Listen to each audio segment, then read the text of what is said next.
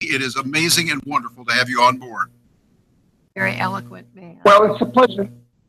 It's a pleasure to be here because I'm a huge supporter of Ross, and I am absolutely appalled.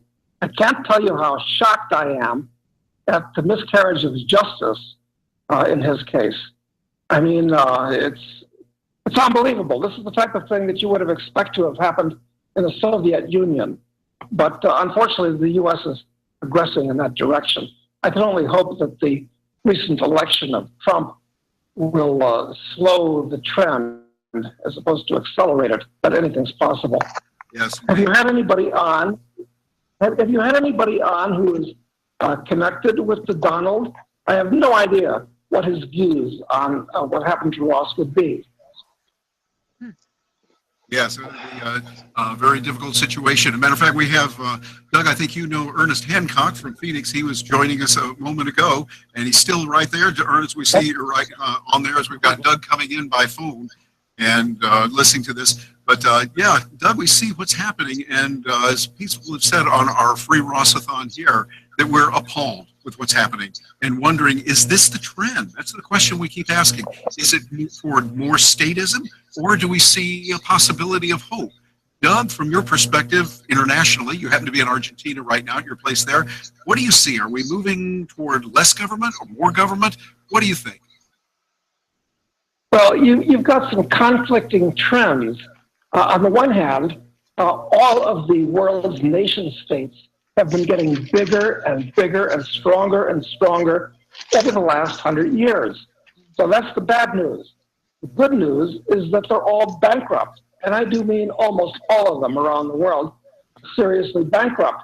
Now, you can say, well, that's a good thing. And it is a good thing. But in desperation, their first law is to survive. So they might cramp down even further at this point. But look, I'll leave you or toss out something that is positive, and that is that things like the internet are extremely positive for the future of humanity and the freedom of individuals. The internet is the biggest thing that's happened since the invention of movable type by Gutenberg, as far as empowering the average guy and giving freedom to individuals.